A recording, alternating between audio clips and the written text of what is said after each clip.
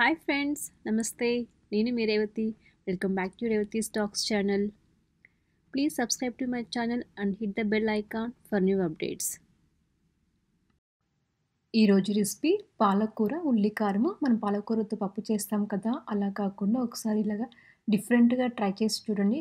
Taste అనేది అదిరిపోతుంది. ఇది వేడివేడి రైస్లో కొద్దిగా కలుపుకొని తింటే సూపర్ టేస్టీగా ఉంటుంది. చాలా సింపుల్గా ఎలా ప్రిపేర్ చేసుకోవాలో ఇప్పుడు ఈ వీడియోలో చూద్దాము. ఫ్రెష్గా ఉన్న పాలాకు తీసుకొని బాగా క్లీన్ చేసుకోవాలి. తర్వాత ఇక్కడ చూపిస్తున్నట్లుగా సన్నగా కట్ చేసుకోవాలి. అలా చేయడం వల్ల తొందరగానే పాలాకు మగ్గిపోతుందన్నమాట. తర్వాత మిక్సీ జార్లోకి 2 మీడియం సైజ్ ఆనియన్స్ తీసుకొని ఈ సైజులో కట్ చేసుకొని వేసుకోవాలి. అలాగే వెల్లుల్లిపాయలు ఒక 6-7 తీసుకొని వేసుకోవాలి. ఇక్కడ నేను పొట్టుతో సహా వేసాను. అలాగే 1 టేబుల్ స్పూన్ దాకా కారం వేసుకోవాలి. మీకు ఇంకా స్పైసెస్ కావాలంటే యాడ్ చేసుకోవచ్చు. అలాగే 1 టేబుల్ స్పూన్ దాకా సాల్ట్ వేసుకొని ఇలాగ కచ్చాపచ్చాగా గ్రైండ్ చేసుకోవాలి. తర్వాత స్టవ్ పైన ప్యాన్లో 4 టేబుల్ స్పూన్ దాకా ఆయిల్ వేసుకోవాలి. అలాగే పోపు దినుసులు 1 టేబుల్ స్పూన్ వేసుకోవాలి. 4 ఎండుమిర్చి ఇలాగ తుంచి వేసుకోవాలి. అలాగే కొద్దిగా కరివేపాకు వేసుకొని పోపు దినుసులంతా 2 నిమిషాల పాటు బాగా ఫ్రై చేసుకోవాలి. ఇలాగ ఫ్రై చేసుకున్నాక ఇందులోకి మనం ముందుగా గ్రైండ్ చేసి పెట్టుకున్న వెల్లుల్లిపాయ కారం వేసుకోవాలి.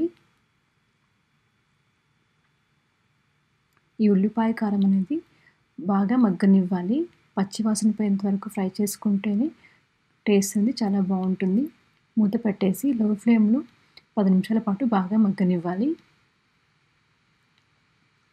ఇలాగ ఆయిల్ సపరేట్ అయ్యేంత వరకు ఫ్రై చేసుకోవాలి.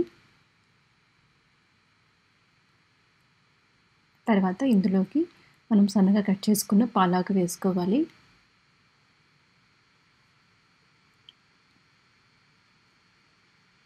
కొద్దిగా పసుపు వేసుకొని పాలాకుని బాగా ఫ్రై చేసుకోవాలి.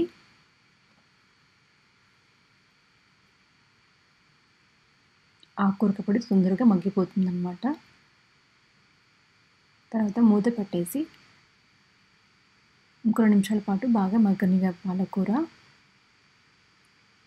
మధ్య మధ్యలో కలుపుకుంటూ ఉండాలి. అలాగే 1 టేబుల్ స్పూన్ దాకా ధనియాల పొడి వేసుకొని ఇంకొద్దిసేపు ఫ్రై చేసుకోవాలి.